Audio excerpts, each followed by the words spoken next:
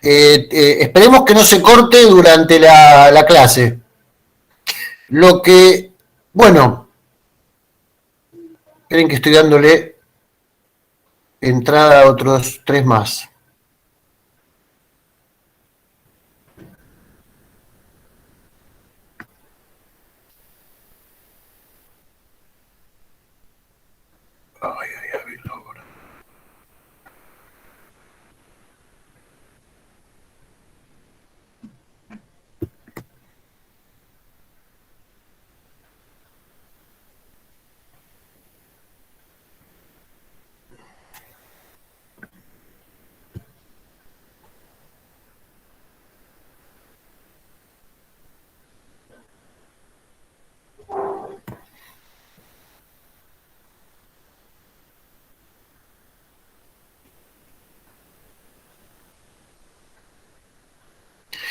Bueno, bueno, vamos a ver cuánto dura. Bueno, ahora sí me ven bien, me escuchan bien.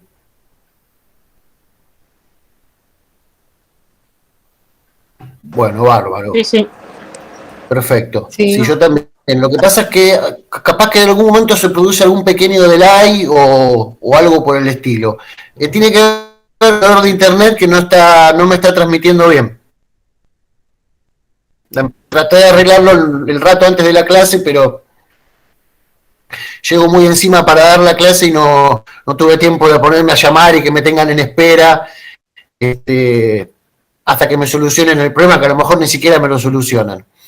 Bueno, hoy tenemos 2 cosas para hacer, ¿sí? Por un lado tenemos que terminar, que nos quedaron, me contó Cecilia, que quedaron 2 consignas de la guía del texto de Rocky, del péndulo de la riqueza, que las tenemos que trabajar un poquito, y después ya meternos de lleno en el texto de Míguez, ¿sí? Que era el que tenían que leer para hoy, ¿sí? Que bueno, que es un texto que ya profundiza, el de Rocky también lo hace,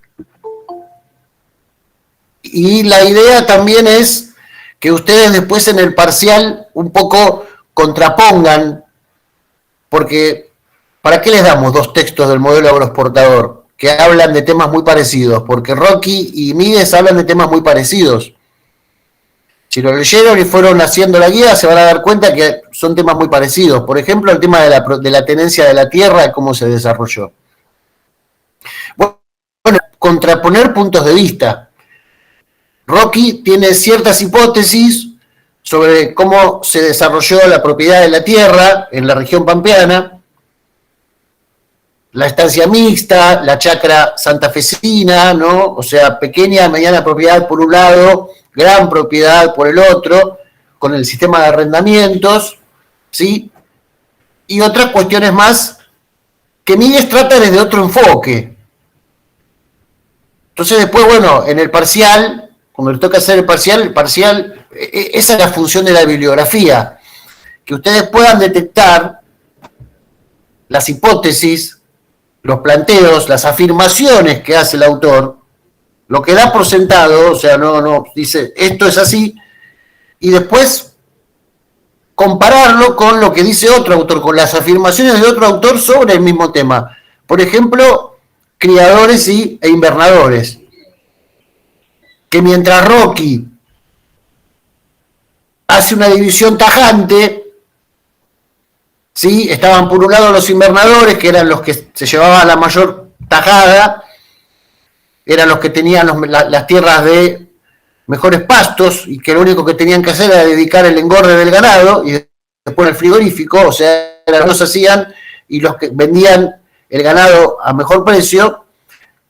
Y por el otro lado los cabañistas o criadores que se dedicaban a la cría de la especie pero no disponían de los, por lo tanto quedaban atrapados por el invernador que se los compraba al precio que el invernador quería.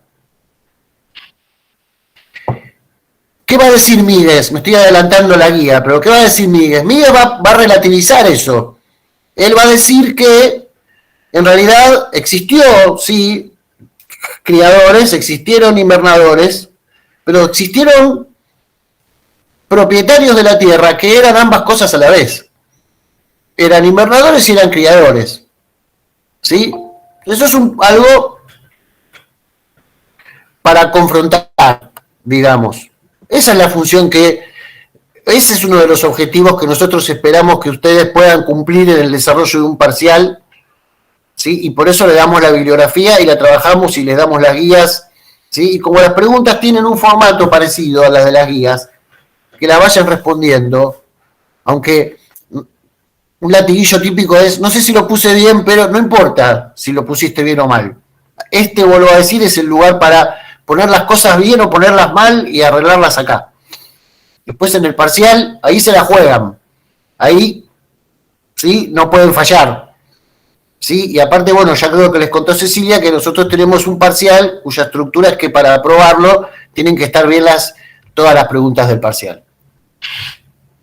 Bueno, ¿qué había quedado de Rocky? De Rocky habían quedado 2 puntos. Por un lado, uno que no era una pregunta, sino que ¿qué tenían que hacer ahí?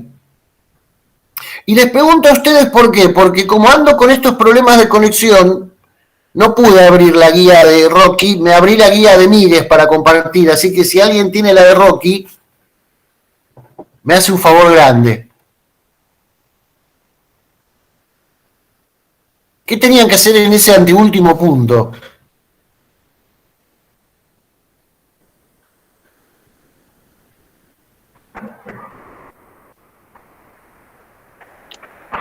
Una de las cosas que quedó es el rol del Estado.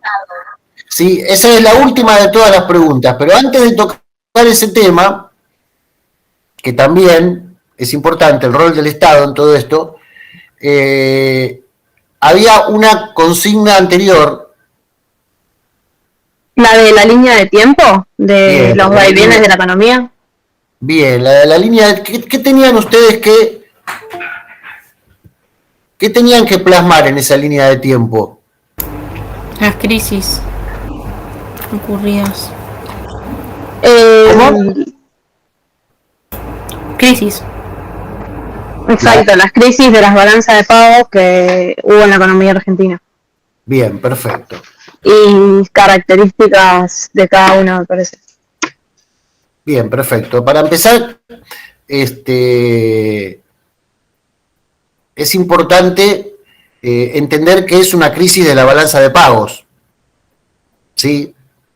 ¿Qué es la balanza de pagos y cuándo entra en crisis? Eso es importante. ¿Sí? En términos generales, ¿qué es una balanza de pagos? Una balanza de pagos son las entradas y salidas, ¿sí?, que puede tener el sector privado y que puede tener también el sector público. El que más importa, ¿sí?, porque afecta al desempeño del sector privado, es la balanza de pagos del sector público. Es decir, la capacidad del sector público de endeudarse, pedir créditos al exterior y luego poder pagarlos. ¿Sí? Que no es lo mismo, que acá también la vamos a usar, ¿sí?, que es la crisis de la balanza comercial. Que esa ya no tiene que ver con el Estado en general, sino que tiene que ver con la estructura macroeconómica del país. Una crisis de la balanza comercial tiene que ver cuando un país exporta menos de lo que importa, es decir, tiene un déficit porque lo que vende es más barato de lo que compra y tiene problemas de dinero que le pueden llevar una crisis en la balanza comercial, puede llevar a una crisis en la balanza de pagos. ¿Por qué? Porque justamente como al sector privado le están faltando las divisas para poder comprar insumos e instrumentos, obliga al Estado a resolver ese déficit endeudándose y le puede complicar la balanza de pagos. ¿Por qué todo esto? ¿Por qué balanza comercial? ¿Por qué balanza de pagos? Bueno, a ver, esto tiene que ver, antes de ir a la línea de tiempo, ¿sí? Porque si les hacemos hacer una línea de tiempo con las crisis de la balanza de pagos, es porque evidentemente la crisis en la balanza de pagos era algo frecuente en el modelo agroexportador. Si no, no les haríamos hacer una línea de tiempo. O sea, es porque evidentemente en las décadas, en el medio siglo que duró el modelo agroexportador, hubo varias crisis de la balanza de pagos. O sea, momentos en los que el país no pudo afrontar sus compromisos y necesitó renegociar, ¿sí? Necesitó entrar en cesación de pagos, ¿sí? Y hacer, ¿sí?, ajustes en su economía para poder tener los ingresos necesarios para poder pagar la deuda. ¿Cuántas de esas crisis de balanza de pagos se encontraron?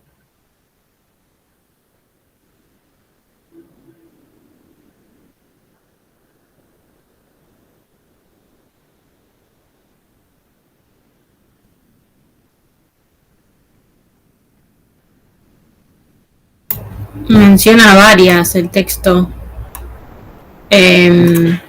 La del 66, la del 73, la del 84, 90, 97.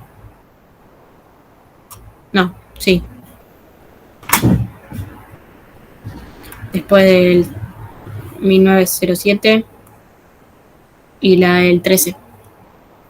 Que fue la más grave de todas, la del 13. Bien, a ver.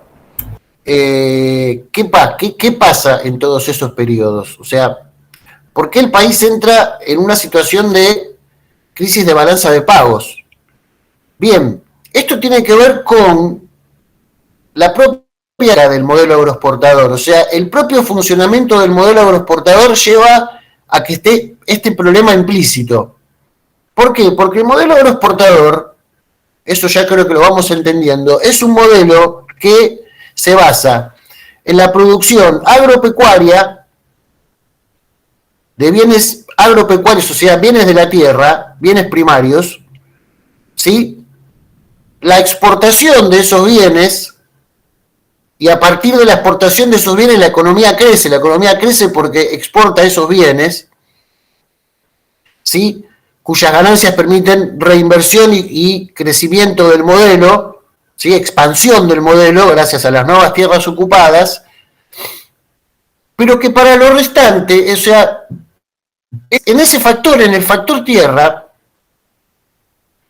donde tiene cierto control económico, pero en todas las demás variantes, y sobre todo en el factor capital, que es muy importante para el funcionamiento del modelo, porque el modelo necesita de inversiones, de infraestructura, fundamentalmente de transporte, fundamentalmente de eso, de transporte. Inversiones que están a cargo durante el modelo agroexportador se dividen. Están las que se llevan a cabo de manera directa, son inversiones extranjeras directas, son las inversiones ferroviarias, pero después las que lleva a cabo el Estado argentino por su cuenta, puertos, caminos, ¿sí?, para las cuales un Estado que de por sí recauda poco en términos fiscales, ya la clase pasada estuvimos hablando de que era un Estado que ni siquiera, o sea, la recaudación fiscal del Estado no pasaba por una presión impositiva sobre la sociedad. Era una época en la que existían pocos impuestos sobre la sociedad. ¿Sí? Justamente el Estado basaba sus ingresos en unos aranceles a las importaciones que no modificaban sustancialmente el precio de la importación, pero que por el alto volumen de importaciones que venían, le significaban al Estado un ingreso de dinero con el que se financiaba. Un Estado completamente diferente al actual, que se financia básicamente con el IVA, con el impuesto al valor agregado, ¿sí?, el impuesto al comercio. Y un Estado que dependía, porque con eso no le alcanzaba para llegar, o sea, con eso le alcanzaba para cubrir el gasto corriente, con las recaudaciones arancelarias, ¿sí? El pago a los empleados públicos, el mantenimiento de la burocracia estatal, pero para las inversiones, ¿sí? Para la inversión pública, ¿me están escuchando? Sí, sí. Sí. Sí, para la inversión pública necesita la entrada de capitales también, en forma líquida, en forma de créditos. Por eso es un sistema que se encaja como una pieza subordinada, menor, como una menor, dentro de un reloj, con las economías industrializadas europeas, que son las que proveen eso. Cuando Profe, a las economías industrializadas europeas les va bien. Profe, se Entonces, entrecorta, las que ustedes no queda marcaron, claro. 1873, Se entrecorta, profe. sí, perdón, voy de vuelta. Profe, capaz que si prueba apagando la cámara, le consume menos banda de internet y la voz se escucha más clara. Bueno, probemos. Vos sabés que no estoy acostumbrado siempre a tener la cámara prendida. A ver, espera que mandaron un chat. Sí, es verdad, eso puede ser lo de la cámara que sirva, porque gran parte de la clase a mí se me entrecortó, pero pensé que era mi wifi y lo estaba chequeando. No, también me anda muy lenta a mí el router, pero no. Todas las acciones andan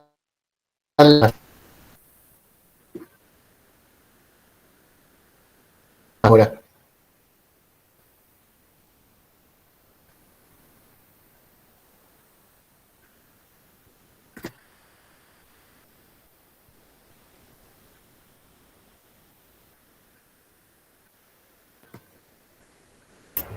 Se colgó, ¿no? Ah, está bien, bueno. Ahí está. No se colgó. Lo que pasa es que cada acción que yo hago, por ejemplo, abrir la pestaña de chat, tarda en abrirse. Bueno, voy a hacer eso, voy a apagar la cámara. A ver si de esa manera.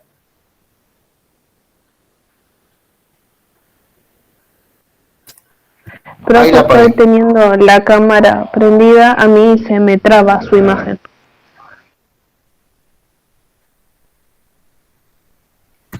Bueno. ¿Ahí me escuchan?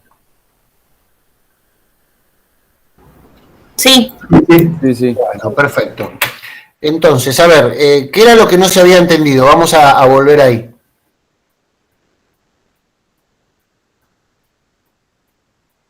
creo que había quedado en las partes que dijo que necesitaba inversiones líquidas. Sí, el Estado, sí, necesitaba, sí, con los aranceles cubría el gasto corriente. Pero para llevar a cabo estas inversiones que el modelo le requería, que no las llevaba adelante el sector privado, como los caminos, sobre todo los puertos, ¿sí? Los puertos de Rosario, los puertos de Buenos Aires, el puerto de Bahía Blanca, son todas obras de infraestructura que lleva adelante el Estado. A lo mejor las licita a una empresa, pero el dinero lo pone el Estado y el dinero proviene de empréstitos, como se denominaba en esa época, no se llamaba deuda externa o crédito, se llamaban préstitos, ¿sí? Que provenían de Europa, del sector privado o del sector público europeo, pero provenían de Europa. Que lo que caracteriza a la Europa de aquel periodo es justamente la sobreabundancia de crédito, de liquidez, por la revolución industrial y una abundancia, un exceso de dinero que canalizan hacia América Latina en forma de inversiones, ¿no? Particularmente los ferrocarriles, que en Argentina va a ser una red muy tupida, muy importante la que se va a construir. Ahora, claro, ¿qué está marcando 1873 1884 creo que dijiste, 1890, que fue muy importante esa, ¿sí? 1897, 1907, 1913, bueno, momentos en los que, por efecto de lo que está pasando en Europa, no por lo que esté pasando a nivel doméstico, el Estado tiene una crisis de la balanza de pagos. ¿Qué quiere decir esto? Venía con una deuda pagándola, que muchas veces para pagar deuda adquiría nueva deuda, esto es una práctica muy frecuente, para poder pagar deuda, adquiero nueva deuda, y de golpe se encuentra que los flujos de crédito se cortan, no llegan nuevos créditos, no llegan nuevos fondos y tiene que afrontar los pagos que ya tenía.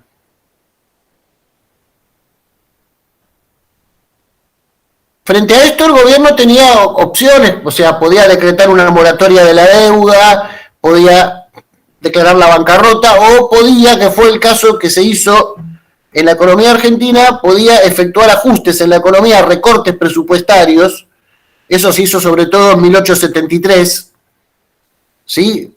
Achicamiento de la administración pública, digamos, para conseguir el ahorro necesario para afrontar esos pagos. Pero esto entonces, lo que tiene que quedarles en claro sobre todo esto, es que el problema viene de afuera. Esto se denomina la vulnerabilidad del modelo. Es vulnerable a los vaivenes de las economías europeas. Una consulta, Hernando. Que las economías europeas serían industrializadas, muy avanzadas, muy desarrolladas. Sí. Perdón, que tenemos delay y no se interponen. Mi pregunta era si cuando hablamos de capitales extranjeros para la financiación del Estado, estamos hablando de inversión extranjera directa, indirecta.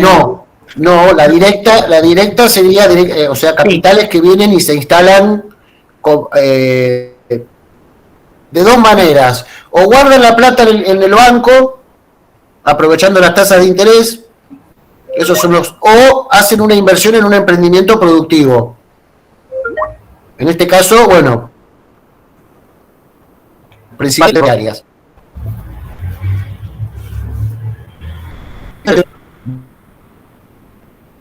Directa que en la historia argentina va a ir adquiriendo diferentes rasgos. Por ejemplo, posteriormente se va a dedicar, va a venir mucha inversión extranjera directa en el rubro de automotores. Bueno, ¿cómo venimos con la comunicación ahí? Que es lo que a mí me preocupa. Mejor. Bueno, perfecto. ¿Hay alguien que quiere...? Bueno, eso es lo que tiene que quedarles en claro entonces, la vulnerabilidad del modelo. Que lo que yo les decía es que esto también tenía que ver con qué. Con que las economías europeas serían todo lo industrializada que fueran, Inglaterra.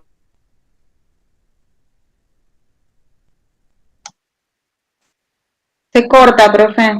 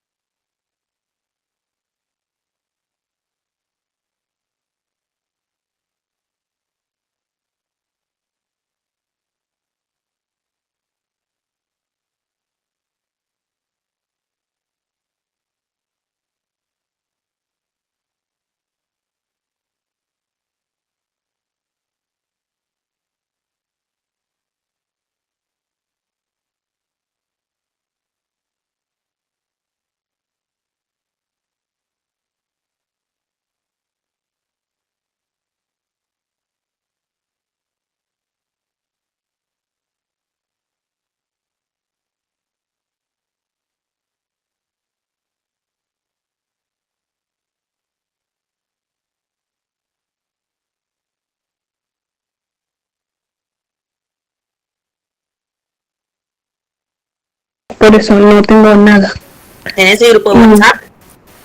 Sí, pero hay pocas personas y ninguno tiene un nombre, ¿cómo saber a quién le estoy hablando? Igual en la descripción del grupo de WhatsApp hay una dirección del Drive donde están los archivos. Mira, te paso acá en el chat, no sé pues si estás en el mismo grupo. Este es el que está la profesora y ahí subió los links de la clase y el Drive. No sé si estás en ese grupo de WhatsApp.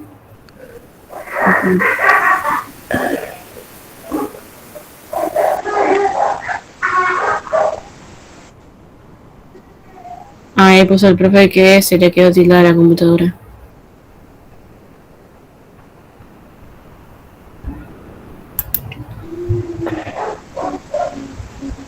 Ok, pero hay dos grupos, ¿puede ser? Sí, uno con profes y otro sin. Ese, el que mandaron, es el con el profe. Que ahí está el Drive y los links para las clases. Y donde no está el profe, ¿cuál es? ¿Cómo? ¿Cuál es el que no está el profe? Porque yo tengo uno A que la ver, profesora leyó mi mensaje y yo me quedé que hay 12 personas nomás. Y no sé si es ese. ah, no, es Janine, la administradora del grupo, lo tiene que pasar de ella el link. Voy, ahí te paso. Vale. Dale, gracias.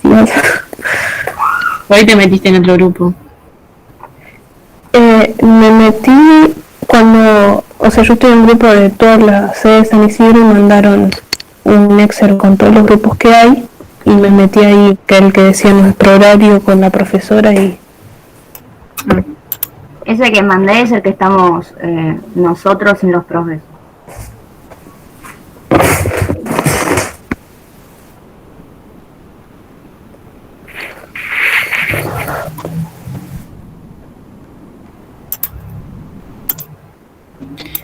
Tenía 3 grupos de historia con distintas personas. ¿Alguno tiene descargado los PDFs como para ir leyendo o algo por el estilo? Drive y ahí entras y descargas. Vas descargando lo que necesites leer. Creo que está todo, si mal no recuerdo. Es la carpeta que dice primera parte.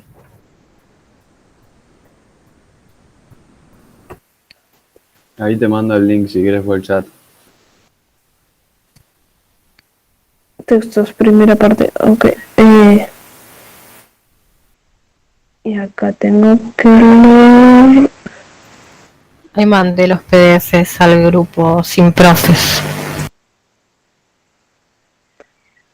En este orden hay que leer, no, primero Gallo, después Rocky, o Rochi se dice. Y después El de Miles. Rocky. Y después el de Miles. Y a medida que vas leyendo, o sea, ellos lo que hacen es dar un texto y respondemos la guía de ese texto. ¿Y las guías dónde se encuentran? Porque en el Drive no están. No, sí, En el campus, yo no las veo. En el campus están. en la parte que dice guía práctica o algo así, con los nombres de cada uno de los textos.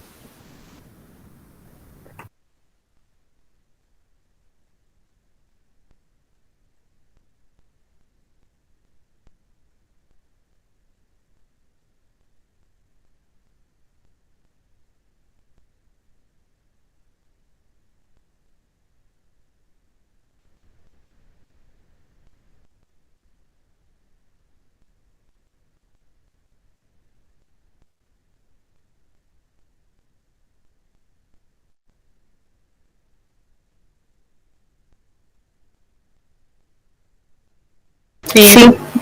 Bueno, nada, lamentablemente tuve que venir a mi celular porque la computadora me abandonó. Así que, nada, vamos a hacer la clase de esta manera, ¿vieron? Así que, encima me tengo poca batería en el celular, pero lo estoy cargando, así que no creo que tenga problema.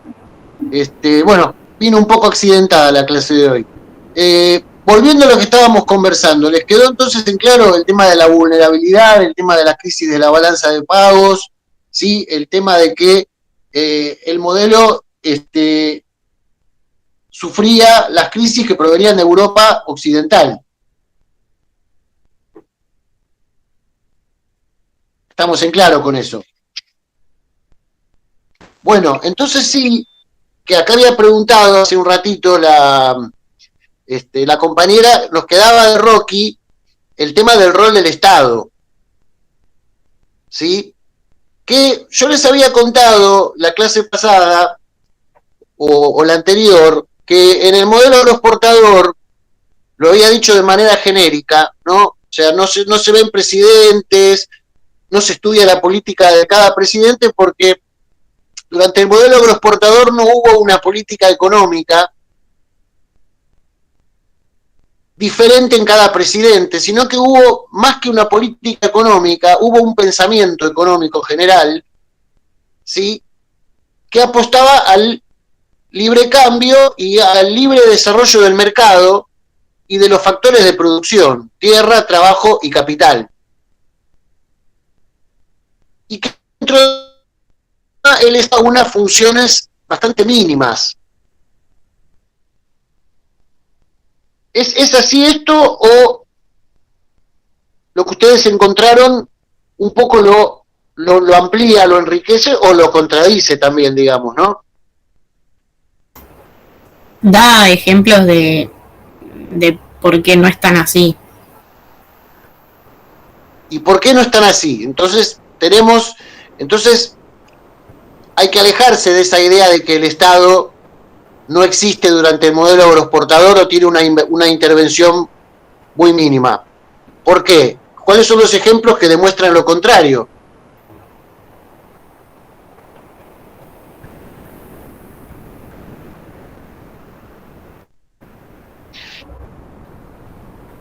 Ahí no va todo lo de que el Estado se ocupó de todo lo que es la parte del marco legal para que puedan llegar las inversiones, todo lo del tema de generar más confianza y eso. La seguridad jurídica. Claro.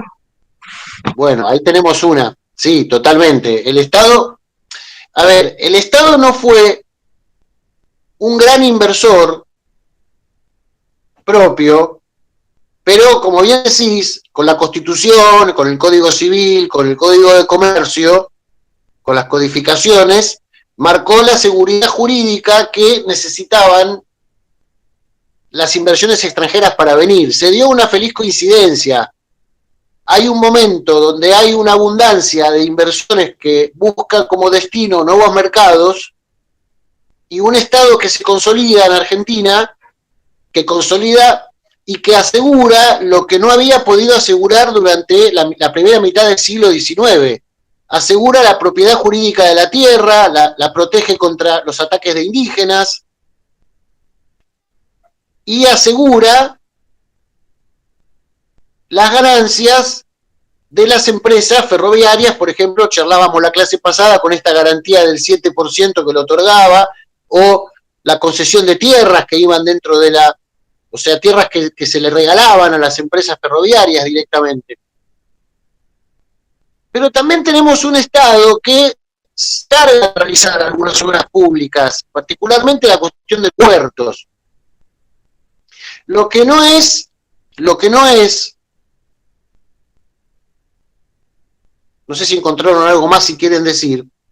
Lo de la política fiscal, no, ¿no? Que protegió el nicho local. Exactamente, Agostina. Lo que no es un país que tenga una política que promocione, que proteja el desarrollo industrial.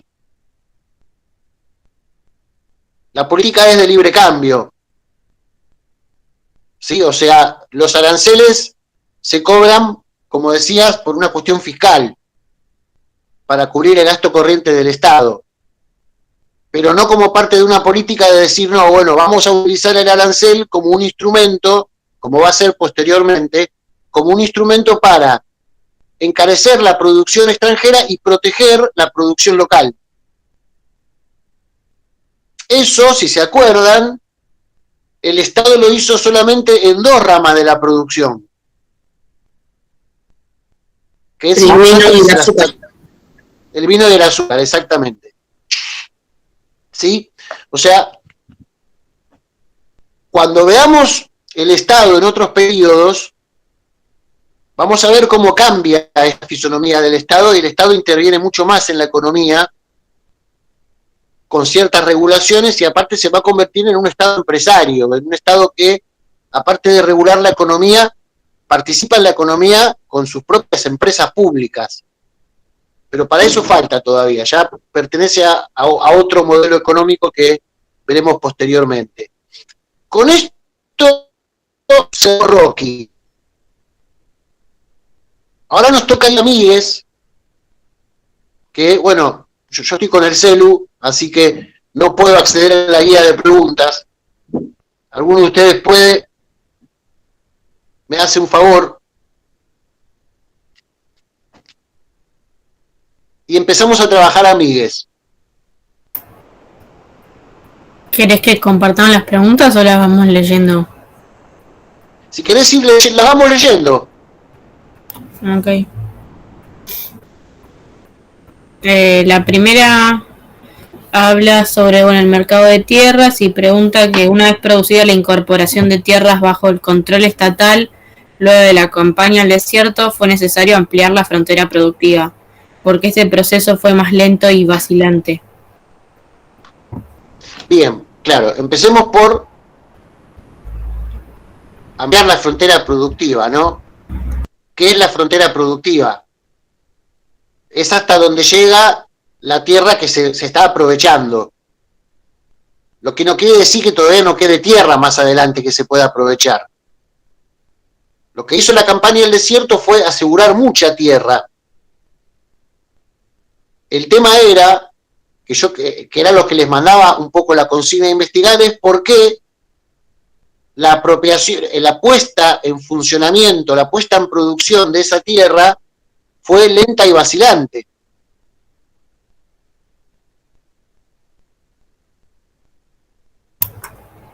Yo noté porque primero se necesitaba definir la condición jurídica de las tierras dentro del sistema de propiedad establecido por las leyes del Estado, y en segundo término que había que primero determinar el potencial productivo que tenían y el tipo de producción que se iba a desarrollar, dependiendo de cuál mejor se adaptase a esas características del suelo y el ambiente, pero para eso se debía experimentar y eso llevaba tiempo e inversión.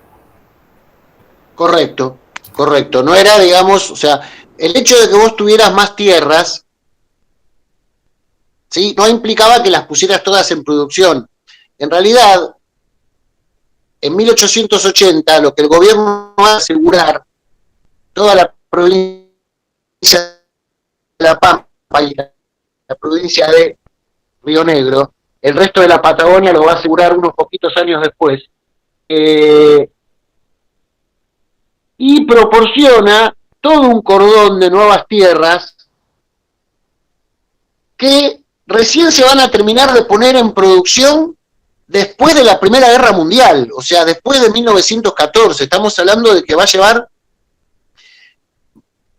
no 14, perdón, de la década del 20. Recién en la década del 20 se va a llegar, esto lo vamos a ver después con Palacios, en el texto La antesala de lo peor, se va a llegar al límite de la frontera productiva, se va a llegar al punto donde ya no hay nuevas tierras para incorporar ni para poner en producción. Pero acá estamos lejos de llegar a la frontera productiva. Porque, bueno, poner en producción la tierra no es fácil. Hay que alambrarla, hay que abonarla, hay que tecnificarla con molinos, con tanques australianos, con arados, con tractores, ¿sí?, con maquinaria agrícola, hay que hacer inversiones, como bien decís.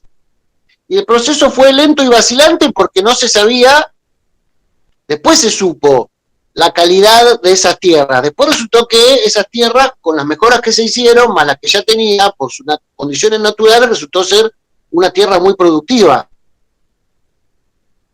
Pero el proceso fue lento y vacilante, sobre todo, en la provincia de Buenos Aires. A medida que la línea iba avanzando por el sur de la provincia de Buenos Aires, el sureste de la provincia, el suroeste, perdón, todo lo que es la provincia de La Pampa y la provincia de Río Negro. Por eso, en este periodo no se alcanzó el límite de la frontera productiva. O sea, este periodo está caracterizado por ser un periodo que abunda la tierra. Bien. Una pregunta. Sí, ¿No había, en el sur no había problemas con los indígenas y las tierras? Sí, ese es por eso. La Patagonia, lo que serían las provincias de Chubut, Santa Cruz y Tierra del Fuego, la conquista continuó unos cuantos años más. Claro. Hasta que se aseguró todo. Tampoco fue que la conquista del desierto solucionó todo en el año 1879. Ahí se pasa que fue la campaña más recordada porque fue la campaña que más recursos implicó y en la que se ganó de manera rápida una gran cantidad de tierra que además era fértil, digamos, o sea, que se podía poner en algún momento en producción agropecuaria. Las tierras de la Patagonia tienen otras características, digamos, no tienen ese mismo nivel de fertilidad.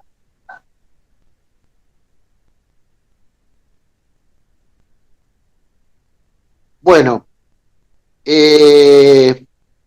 ¿cómo se llama? ¿Qué decía la siguiente pregunta?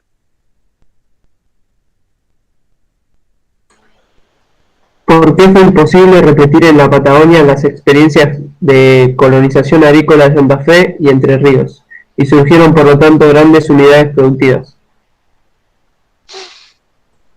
Claro, porque queda como ejemplo, ¿no? Santa Fe y Entre Ríos, sobre todo Santa Fe, se produce este universo de pequeños y medianos propietarios de la tierra, ¿no? Que además son los agentes responsables del boom triguero, que hablamos la clase pasada. En cambio, esto es lo que tiene el texto de Míguez. El texto de Míguez va analizando región por región del país qué características tenía la propiedad de la tierra, qué fisonomía tenía, ¿no? Y en la Patagonia lo que van a surgir son grandes extensiones de tierra, estancias también, en manos de un solo dueño, de varios miles de hectáreas. No se produjo una colonización de pequeños y medianos propietarios. ¿Por qué? ¿Qué evitó ese fenómeno? En primer lugar, que para financiar la campaña se emitieron bonos canjeables por tierras y ya antes de que las poseyera el Estado, esas tierras ya tenían dueños, ¿no? Y después también el tipo de industria que se desarrolló, que fue la lanar, precisaban tierras más extensas. Hablaba también de que las colonias agrícolas en su momento habían precisado un apoyo inicial, y en este momento el Estado lo que quería era lucrar. Y bueno, que surge también todo un mercado en torno a estos bonos canjeables, en donde empezaron a concentrar las tierras en manos de pocos, y después eso, que surge la estancia patagónica. Bien, ahí entonces ya es,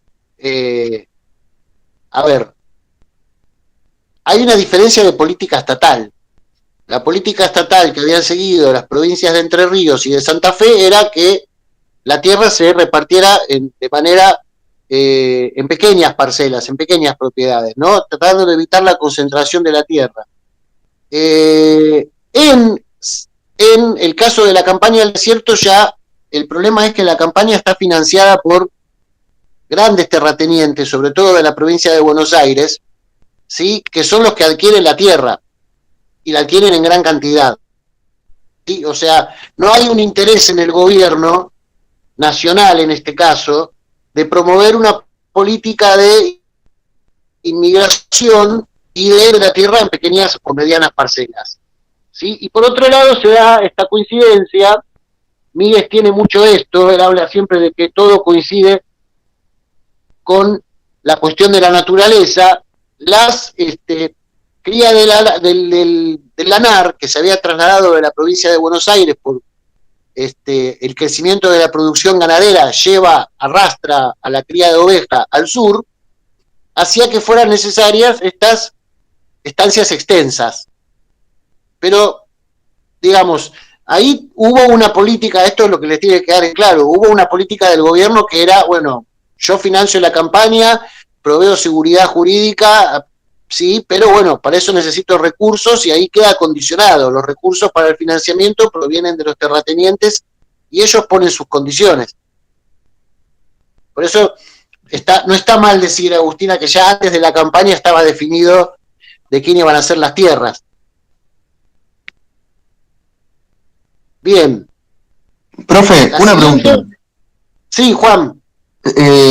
También yo he escuchado de historiadores que dicen que también Roca, que fue el que llevó a cabo la campaña, le dio también parte de tierra a sus soldados como parte de pago, y que bueno, pero que después necesitaban la plata y se lo dieron a los grandes terratenientes. Pero también, si no fuera por los terratenientes, quizás tampoco se conseguían las tierras, porque creo que fue $1 millón de pesos de la época que costó la campaña. Todos recibían su parte, incluso el soldado común. Lo que pasa es que el soldado común recibía su parte le daban un pedazo de tierra, chico, en medio de un desierto, que no podía explotar, porque no tenía los recursos para hacerlo. Entonces lo que terminaba haciendo era vendiendo esa tierra. ¿Sí? Entonces eso contribuyó al acapamiento de tierra a pocas manos. Tenían los que tenían las grandes propiedades eran los que poseían los recursos para ponerlas en producción. Claro. Para eso lo que tendría que haber hecho el gobierno, que no lo hizo, es decir, bueno, a ver, a mí lo que me interesa es que este soldado, que ahora va como soldado a asegurar el Estado Nacional en la Patagonia, después se convierta en un agricultor. Entonces yo al soldado le digo, bueno, sí, tu paga va a ser la entrega de una parcela de tierra y te voy a dar facilidades para que puedas adquirir los aperos de labranza, para que puedas adquirir todo lo necesario para, como bien dijo recién Agustina, la tierra no se pone en funcionamiento rápidamente, necesita una inversión. El Estado no dio nada de eso y entonces estos soldados se vieron obligados a vender esa tierra. A veces a precio vil, digamos, ¿no? Porque no la podían poner en producción.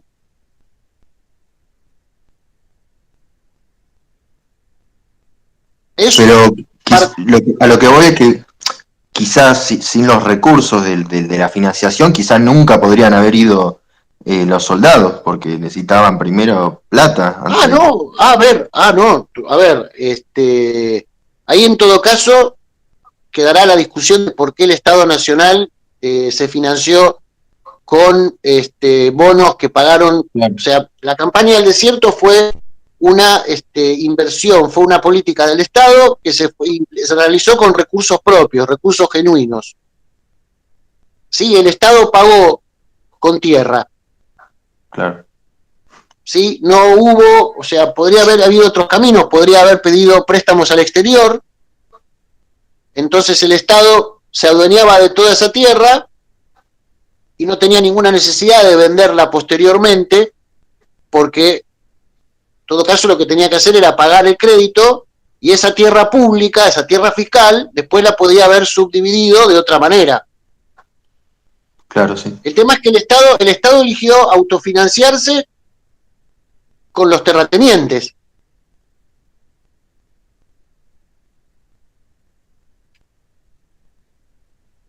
Pero la particular forma en que se consolidó en la Patagonia, la gran estancia, que no tenía estancia mixta donde se arrendaba una parte de la tierra para la producción agrícola por un contrato de 3 años, no, donde toda la producción se dedicaba a la oveja.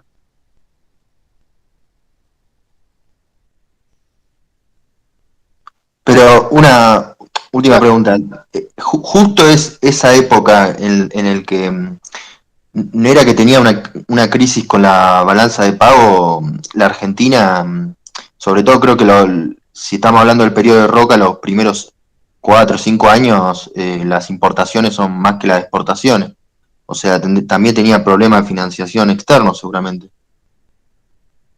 Bueno, a ver, está muy buena tu pregunta. La campaña del desierto se lleva a cabo en el año 1879. En ese año particularmente no hay crisis de balanza de pagos y la crisis de 1873 ya para 1876 se había resuelto.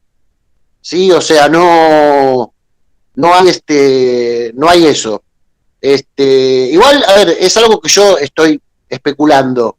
¿Sí? El gobierno, a ver, un gobierno donde por otro lado los terratenientes tenían mucho peso político, eran un grupo de presión muy fuerte, y donde muchos políticos que integraban el gobierno eran de hecho terratenientes, claro. fueron ellos los que delinearon esta política de los bonos.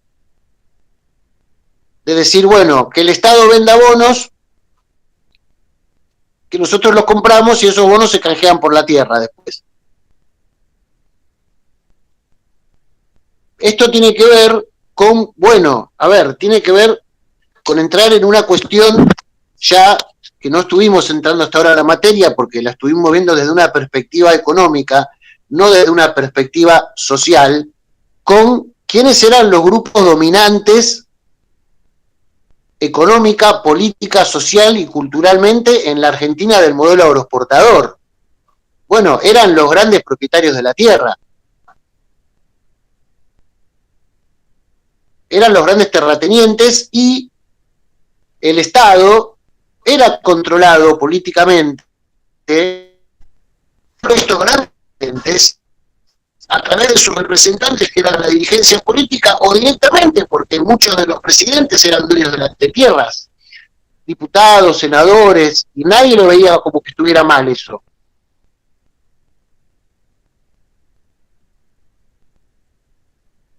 Claro, claro. Y a nadie debe sorprender, ya te dejo, que los terratenientes, quisieran obtener más tierras y llevaran a cabo esa campaña.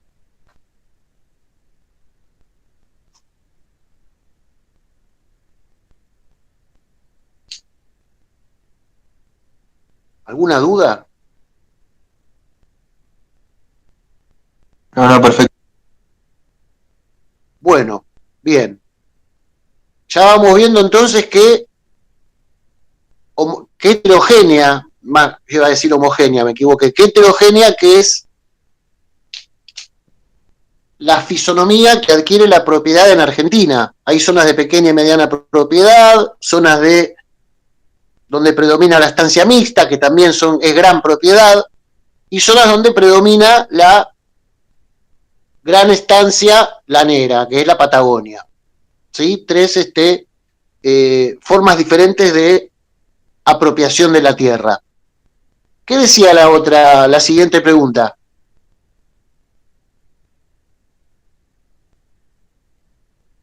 La leo. Explique si la siguiente afirmación es, según el autor, verdadera o falsa. En cualquier caso, fundamente su respuesta y ejemplifique. La diversidad de la estructura de propiedad y de la productiva fue determinada por las aptitudes naturales, las tecnologías productivas y las condiciones de oferta de factores. Las condiciones institucionales y las vocaciones especulativas no tuvieron la misma incidencia. Bueno, en un ejercicio así, ustedes en realidad estas consignas las llamamos las dicho de otra manera, porque la idea es que ustedes, con sus palabras, digan lo mismo que dijo el autor, pero de una manera más simple inclusive.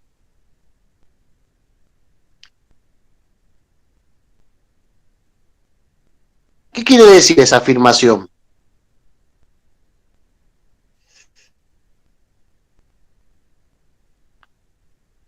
que es una afirmación muy fuerte que hace Míguez y que la podemos contraponer con Rocky.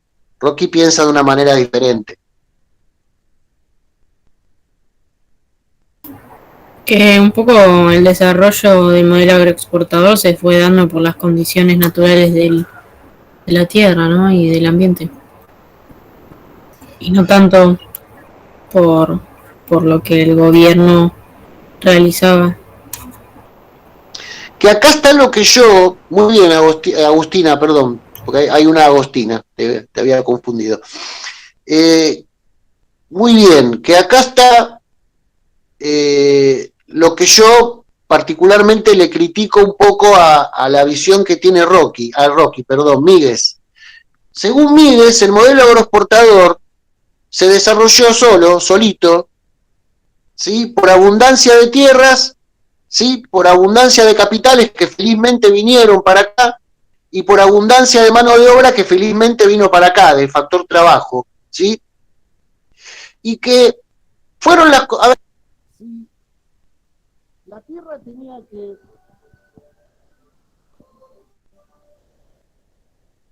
La tierra tenía que adquirir la forma de la gran propiedad. Se le ¿Cómo? se le cortó. Bien, voy de vuelta. El tema es que Míguez responsabiliza a la naturaleza de que la tierra, para darles un ejemplo, esté en pocas manos. Porque para funcionar bien, la producción agropecuaria argentina tenía que desarrollarse en grandes estancias.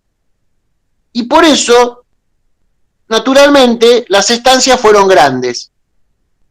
O sea, Míguez niega el peso de la política del Estado y del rol de los terratenientes en el proceso de conformación de los distintos tipos de propiedad de la tierra. Él lo que dice es que las cosas se dieron así por naturaleza. Lo institucional y lo especulativo, que lo menciona al último de la frase, no tuvieron incidencia, sino que el modelo agroexportador adquirió esas características porque, bueno, al incorporarse a la economía como proveedor de materias primas, se adaptó, digamos, a las ventajas comparativas, aprovechó lo mejor que tenía. Y todo se aprovechó de la mejor manera y todo el desarrollo fue armónico y natural, sin conflictos, sin el factor humano prácticamente. Con lo cual niega, por ejemplo, el hecho de que los terratenientes fueron los que financiaron la campaña del desierto. Y que después la propiedad de la Patagonia fue por acción política de estos terratenientes que adquirió la forma que adquirió. Esto es muy importante, porque Rocky, en cambio, piensa diferente. Él piensa que son los actores sociales los que le dan la fisonomía que le dan al modelo agroexportador, no la naturaleza.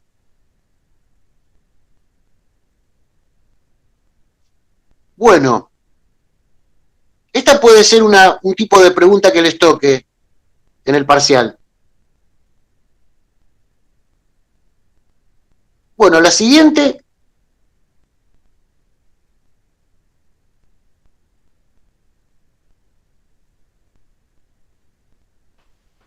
Elaborar un listado de diferentes aspectos en los que el ferrocarril haya contribuido al desarrollo agrario argentino. Bueno, primero que les quede bien en claro que el ferrocarril es la inversión extranjera de la época por excelencia. Es la inversión extranjera estrella. Se construyen miles y miles de kilómetros de vías en muy poco tiempo,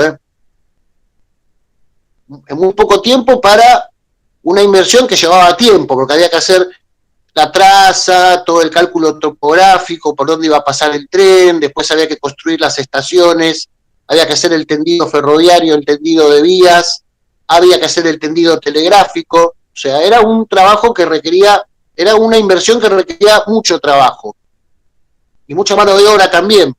Por eso muchos de los inmigrantes se van a emplear como empleados ferroviarios, ¿sí? En la construcción de ferrocarriles, de líneas ferroviarias. ¿Y cómo contribuyó al desarrollo? Ahí tenían que hacer un listado.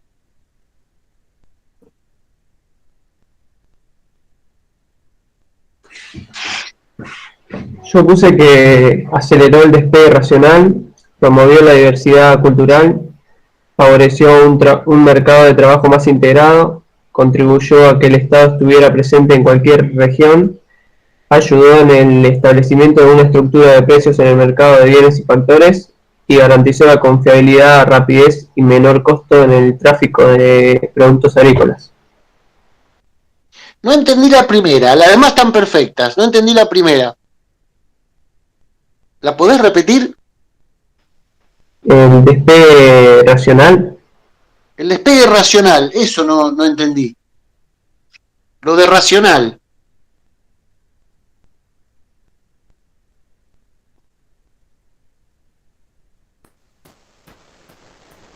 Pero bueno, a ver. Regional, creo que es. Regional, ahora sí me cierra. Bueno, ahí ven la importancia que tuvo el ferrocarril, básicamente. Digamos que para sintetizar todo eso que acaba de enumerar Marcos, el ferrocarril contribuyó a crear un mercado nacional, donde dos factores muy importantes como el capital y el trabajo se movieran libremente y rápidamente y con confiabilidad por todo el territorio. Y también permitió que particularismos regionales se fueran integrando a una economía más nacional. O sea, el ferrocarril contribuyó muchísimo. No era solo un medio de transporte de pasajeros de carga, contribuyó a, como decían, a unir lugares lejanos y contribuyó a la construcción de la nacionalidad argentina, permitiendo que la gente viajara mucho más rápidamente por todos los puntos del país y los conociera. Y un porteño pudiera conocer a un jujeño, por ejemplo. Y contribuyó, fue factor, porque en esa época una política que tenía el Estado, que no era económica, pero que era una política muy activa, que era la construcción de la nacionalidad argentina. Recuerden que era un país que estaba recibiendo muchos inmigrantes extranjeros, se estaba convirtiendo en un país muy cosmopolita, y Argentina quería reafirmar su nacionalidad argentina, quería construir esa nacionalidad argentina, como otros estados-nación lo hicieron. El ferrocarril contribuyó enormemente en esa tarea de la construcción de una nacionalidad argentina. Por eso es la inversión, y por el valor que tenía, no iba a estar controlada por capitales nacionales, sino por capitales extranjeros. Qué ironía, ¿no? Que la construcción del Estado argentino y de la nacionalidad argentina se realizan principalmente con aportes que provienen del extranjero, en lo económico. Muy bien. ¿Cuál viene después?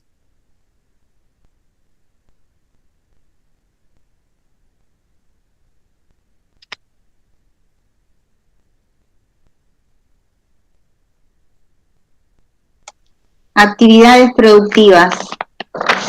Describa la secuencia cronológica del desarrollo de actividades y productos exportables que tuvo la expansión agropecuaria entre 1880 y 1914.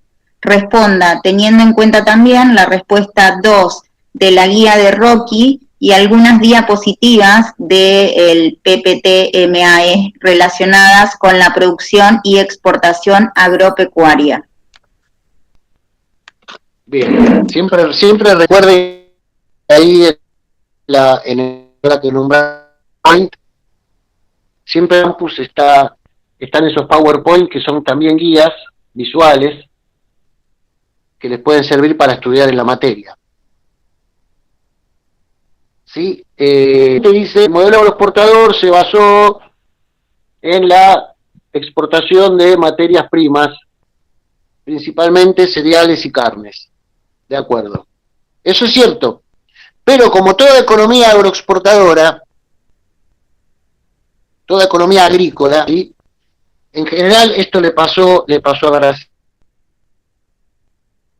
le pasó a Chile, economías agrícolas que además dependen su producción no está destinada al mercado interno, sino que está destinada al mercado externo.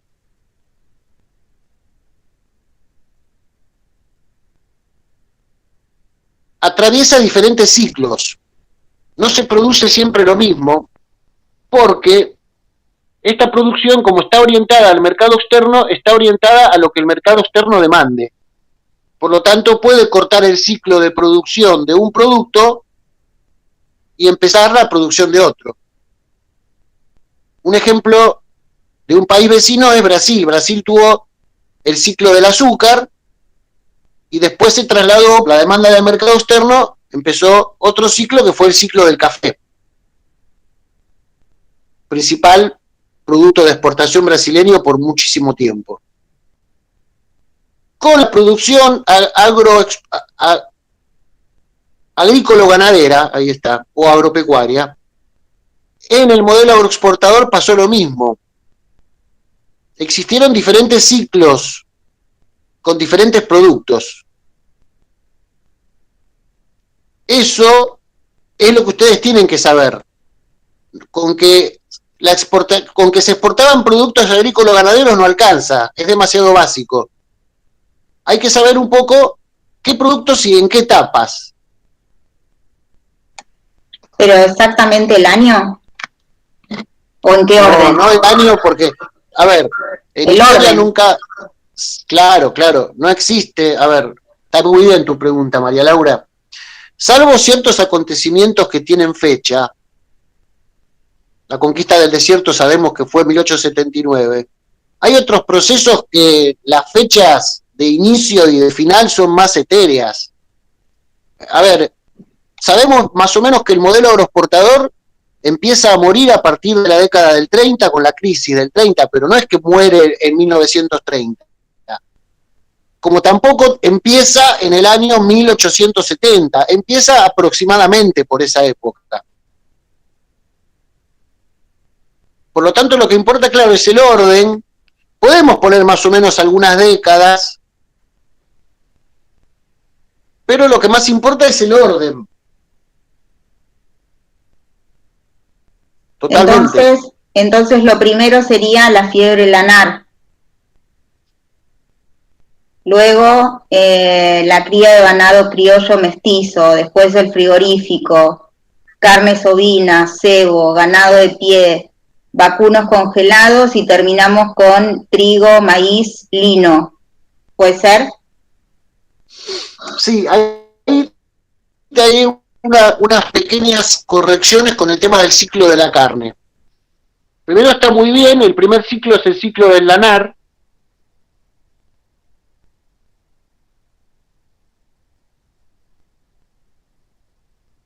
Que fíjense, un ciclo muy cortito que duró hasta el 1860, estaba en crisis el sector. Después volvió a recuperarse. Se cortó todo, en la Patagonia. Se cortó todo. ¿Desde dónde? Desde que empezó a hablar. Decía esto, que yo te quería corregir algunas cuestiones del ciclo del lanar.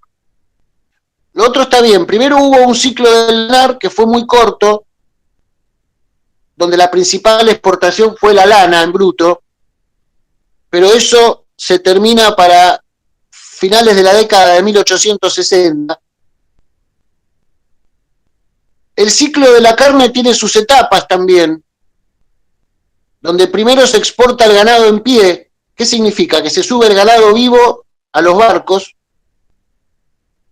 Eso después se prohíbe y llega al frigorífico, la etapa del frigorífico, donde la carne empieza a enviarse congelada,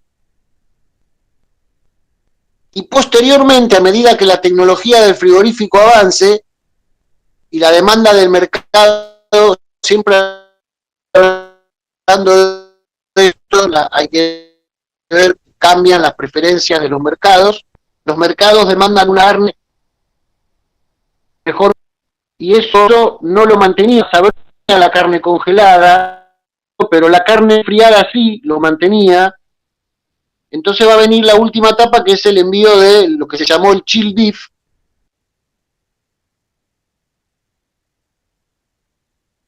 que era la carne congelada. Es el ciclo de la carne. Y después, que empieza posteriormente, y va a tener su auge a principios del siglo XX, empieza el ciclo agrícola, donde sí están estos tres productos que se exportan simultáneamente. No es que va uno primero, otro segundo, se va abandonando un cultivo y luego se pasa a otro y así a otro, sino que se exportan simultáneamente y que se los tienen que saber, esto sí se los tienen que saber bien, que son el trigo, el maíz y el lino.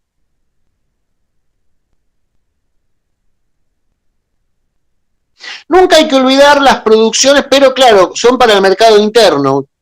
Nunca hay que olvidar el azúcar tucumano, el vino mendocino, el algodón chaqueño,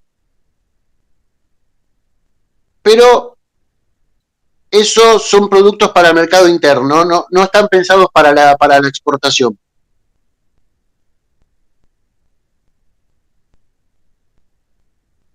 Bien.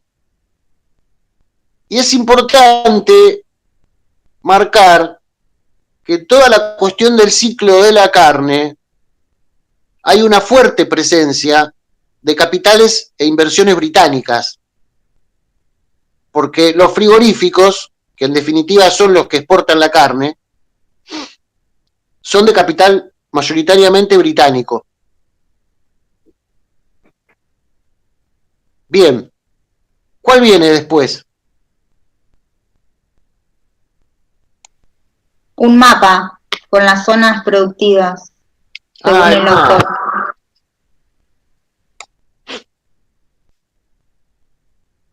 Igual nadie lo hizo.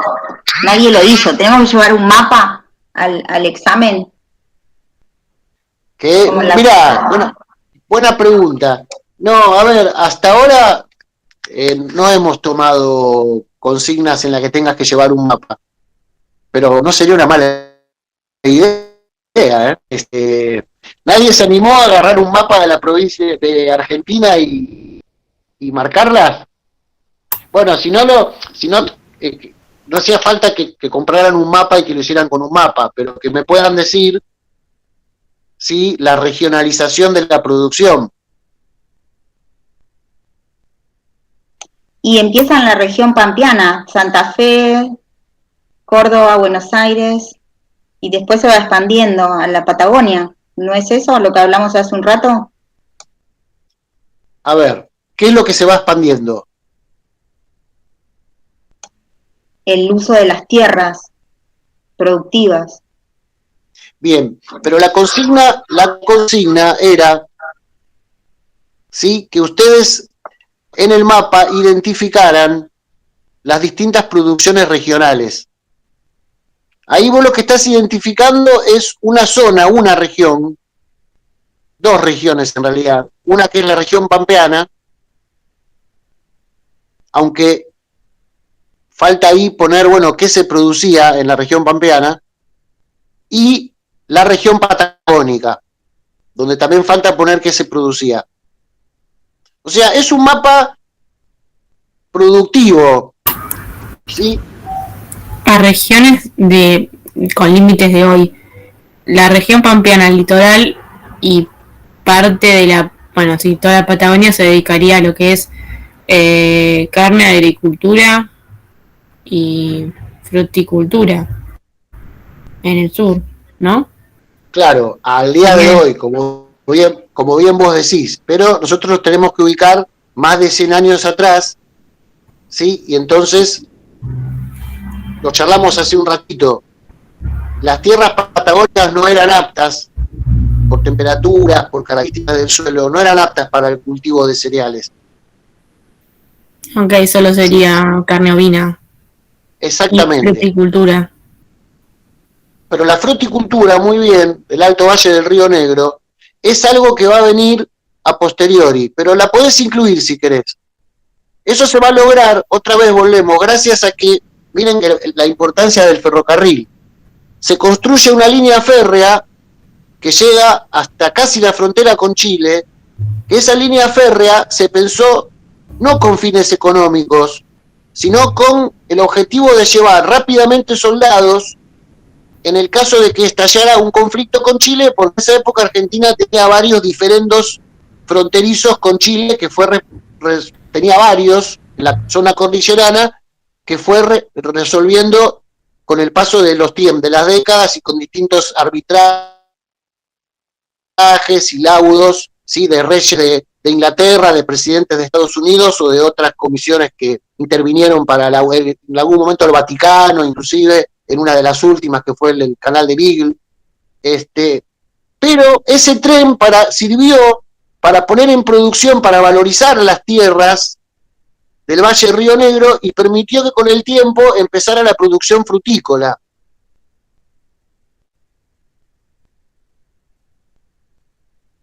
Pero el trigo, el maíz y el lino, el corazón de la producción agrícola, ¿de dónde salía? ¿Eso no era en Buenos Aires? Buenos Aires, ciudad. El interior.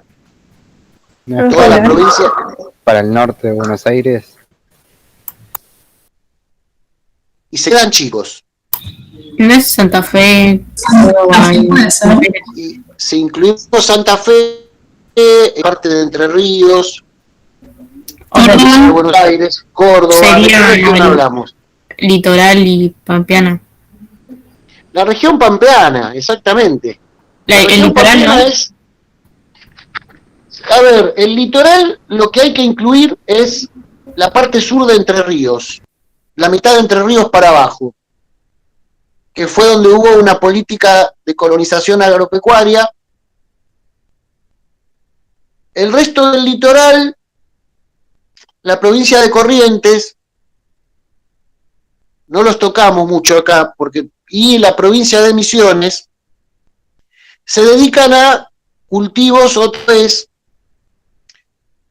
producciones que están dedicadas a el mercado interno, ¿sí? Y que incluso algunas vienen de tiempos coloniales, vienen de tiempos lejanos, que son el té y la yerba mate.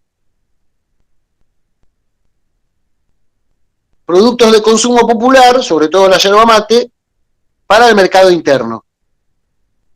Y que sigue siendo así hasta el día de hoy, digamos. Los principales establecimientos yerbateros y teteros están en la parte norte del litoral. Bien. Y otras dos regiones que no se me tienen que olvidar. Cuyo. Y Noa. Cuyo. Y el Noa. Cuyo y el Noa, que producían vino y azúcar. Vino y azúcar. ¿Sí? Y al Noa se le puede agregar el algodón también, ¿no? Que le habíamos mencionado recién, al NEA, al noreste. Al NEA. El NOA, lo que era el noroeste argentino, porque el NOA incluye Jujuy, incluye La Rioja, incluye Salta, pero claro, incluye la provincia de Catamarca, incluye la provincia de Tucumán e incluye la provincia de Santiago del Estero. Todo eso es el noroeste.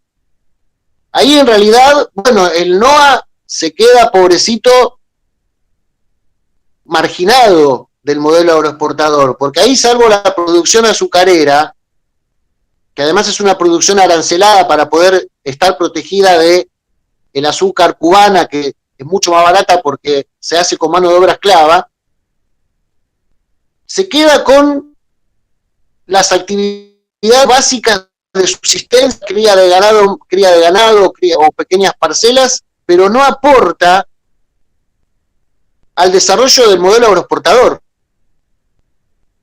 Queda fuera del modelo agroexportador. Y encima de todo, que ya lo habíamos visto, y lo vamos a volver a ver mejor en el texto de Corol sobre industria, que es el próximo que tienen que ir leyendo, el NOA se llevó la peor parte porque el NOA había desarrollado desde tiempos coloniales una industria artesanal muy importante, producción de carretas, por ejemplo, de carros, de elementos de madera, tenía obrajes, la carpintería era muy importante, que la producción artesanal de textiles, de tejidos, que con la llegada del ferrocarril y con la apertura comercial, esa producción artesanal no pudo competir y terminó desapareciendo. O sea que en el proceso de consolidación del modelo agroexportador, el NOA es el gran perdedor. No aporta nada y encima pierde lo poco que tenía.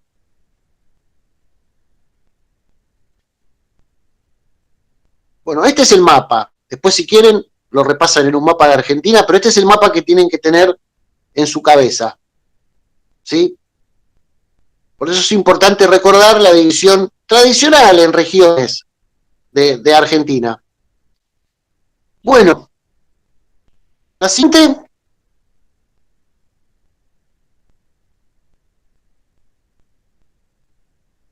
Este les costó, parece que este les gustó, porque hasta ahora venimos bien, pese a los percances técnicos que estamos teniendo. Diferenciar la evolución productiva por provincia de la región pampeana. Diferenciar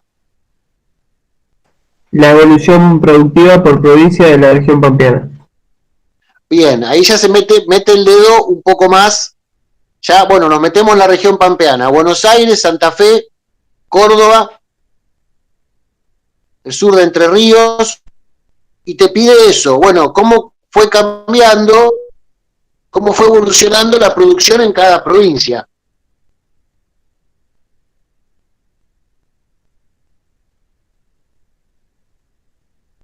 ¿Qué pasó en estas provincias, no?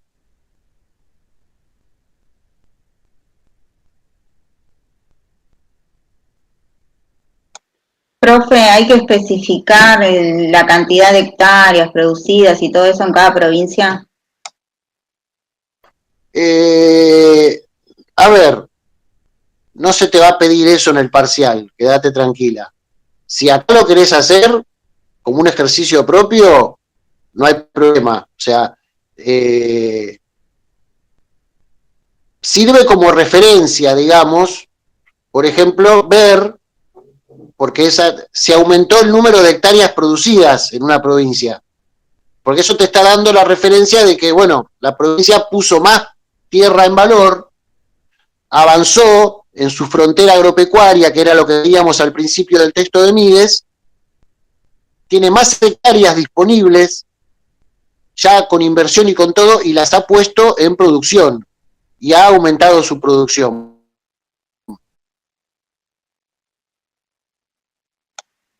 Sí, igual no la voy a leer porque es re larga. Estuviste siguiendo esto. ¿Y por qué no? Dale, todavía da un rato. ¿Te tomaste el trabajo de hacerla? A ver, un poco resumido. Para 1880 había 130.000 hectáreas bajo trigo en Santa Fe. Para 1895 ya era de 1 millón.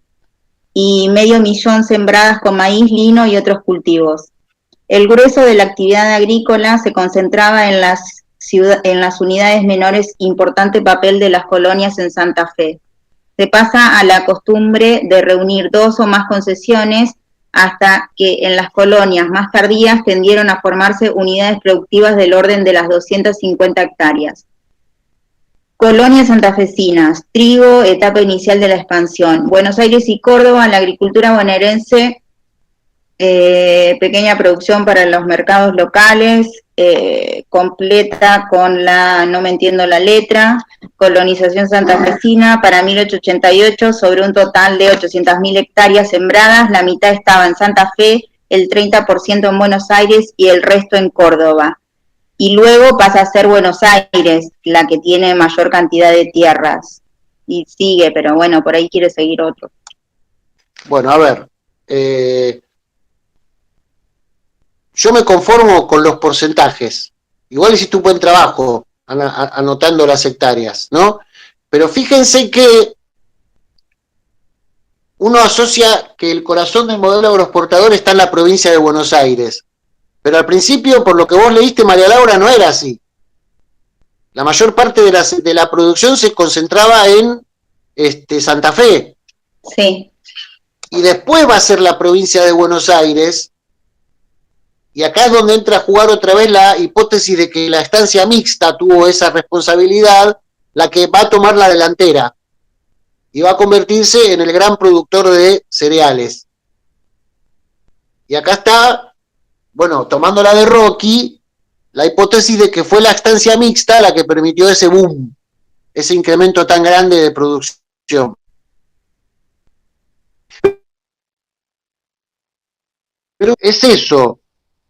Entonces, ¿cómo va cambiando? ¿Cómo van cambiando los roles? ¿Qué provincia es la que predomina en un momento y qué provincia es la que predomina en otro?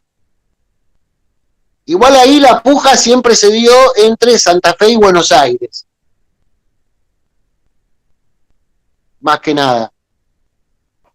Buenos Aires terminó ganando, ¿por qué? ¿Por qué termina ganando Buenos Aires?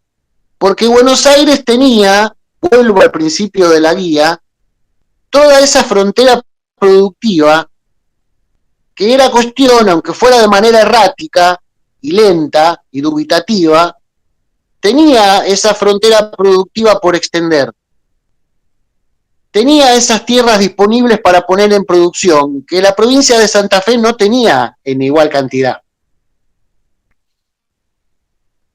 Porque la provincia de Santa Fe, la zona productiva no es muy grande, usted ubica la provincia de Santa Fe, La Bota, es hasta un poquito más al norte de Rosario, hasta la capital de Santa Fe. Todo el norte santafesino no.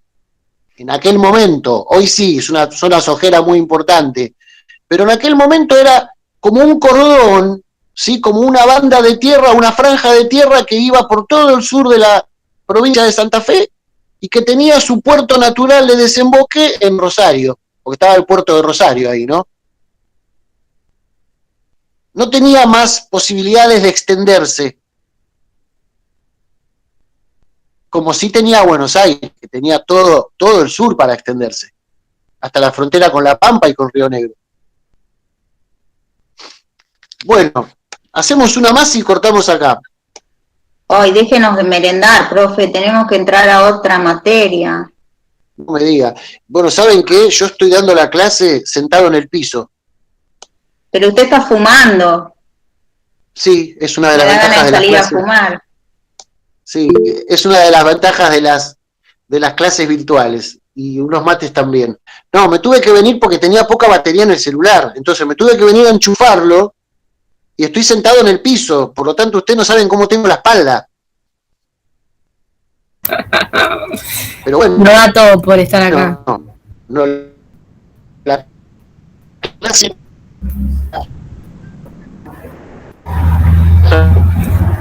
Y los dejo ir. Cuanto más rápido la haga, más rápido se van. Bueno, la pregunta que sigue habla de inmigración y dice que enuncie los aspectos o características que resalta el texto sobre el trabajo de los inmigrantes que no estén contemplados en el texto de Rocky. Claro, bueno, ya el trabajo de los inmigrantes lo vimos, ¿sí? O venían unos, eran hablando del campo, ¿no? El inmigrante que iba al campo. El inmigrante que iba al campo tenía dos roles. O era una cosa o era otra. ¿Algunos en qué se convertían? ¿Qué es esto de los golondrinas? Algunos eran... ¿Qué significaba que fueran golondrinas? Y que venían para la época de la cosecha, pero a su vez después se iban desparramando por el país, no sé, para la construcción, para otras actividades, según el mes. Exactamente. O se iban del país, venían para eso y después se iban del país. Esos eran algunos, eran los peones, los que no poseían tierras. Otros lograron convertirse en ¿qué? Sin llegar a ser dueños de la tierra, pero lograron convertirse en ¿qué? Arrendatarios. En arrendatarios, claro, más conocidos como los chacareros. ¿Sí? Eso decía Rocky. ¿Qué podemos agregar que diga Míguez al respecto?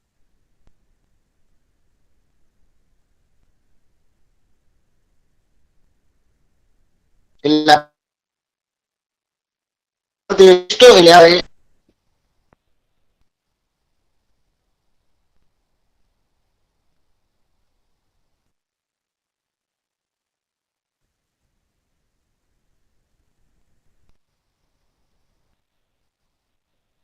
¿Encontraron características de la inmigración en este texto que no hubieran visto? ¿Cómo? Se tildó, profe, no se escuchó nada. Quedó tildado. Yo los escucho bien. Yo los escucho bien, ¿eh? ¿Ahí me escuchan? Sí. Bueno, nada, a ver, ¿qué aspectos de la inmigración encontraron en Míguez que dijeron, esto no lo habíamos visto antes, no estaba en Rocky?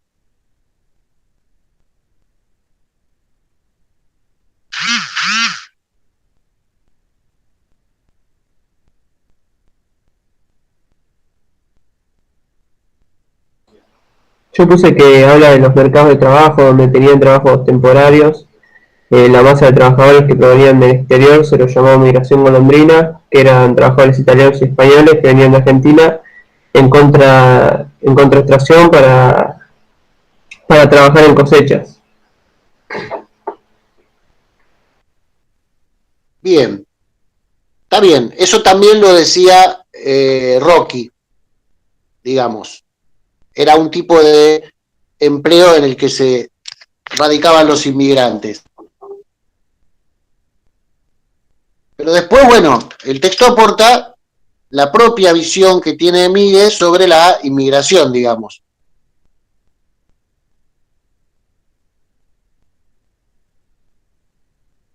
O sea, o eran peones, o como bien dijo María Laura, existía un tercer tipo. Ahí estuviste. No dijiste, acá está la diferencia con Míguez, pero venía por ahí. Que existía un tercer tipo de inmigrante, bastante frecuente, que también se llamaba golondrina porque estaba en permanente movimiento, es el concepto de la golondrina migra, que se iba desplazando. En tiempos de cosecha se iba al campo a levantar la cosecha, y cuando no había cosecha, fuera del tiempo de cosecha, recorría las distintas ciudades del país buscando emplearse en otro tipo de actividades, una de las cuales era la construcción, porque había mucha demanda, porque se estaban construyendo las líneas ferroviarias, se estaban construyendo los puertos, caminos, se estaban modificando y modernizando las ciudades. O sea, había bastante empleo en el rubro de la construcción. Entonces, se iban moviendo por distintos oficios, pero no se iban del país. Ese es un tercero. Entonces, la inmigración es un mosaico, y después faltó mencionar a los inmigrantes que vienen y se instalan en emprendimientos industriales.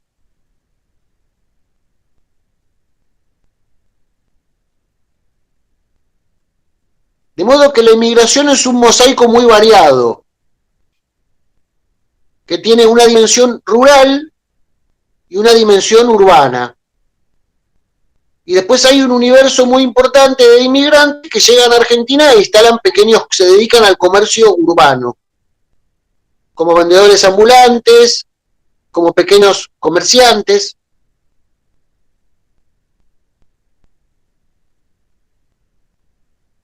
Por eso ha quedado muchos oficios o muchos rubros del comercio han quedado asociados o a españoles o a italianos. La gastronomía, sobre todo. Muchos inmigrantes españoles e italianos en una Buenos Aires tan cosmopolita encuentran el negocio en instalar restaurantes que vendan los platos que se comían en Europa, destinados a la inmigración, pero que son aceptados de buena manera por la población local.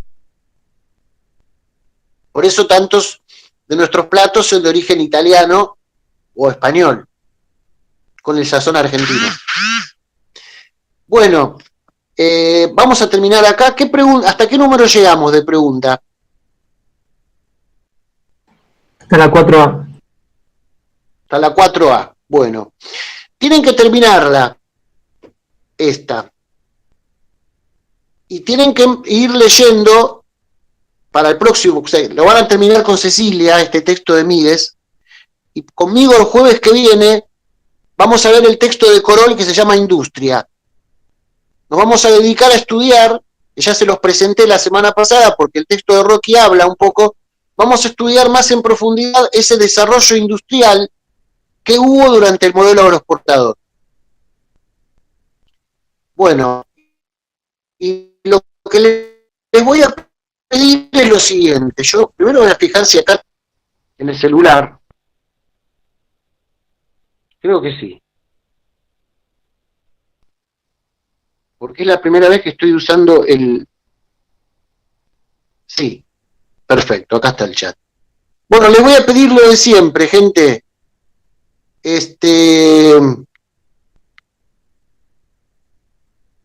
Que me dejen el presente, nombre y apellido, así los pongo en la lista, y bueno, ya saben entonces lo que tienen que terminar de hacer para el lunes y para el jueves. Les pido disculpas por lo accidentado de la reunión, fue un problema tecnológico, pero bueno, solamente perdimos un huequito y la clase la pudimos tener, bastante bien. Veo que le han dado una lectura bastante buena al texto de Míguez, así que la verdad que veo que vamos entrando, el grupo va entrando en calor.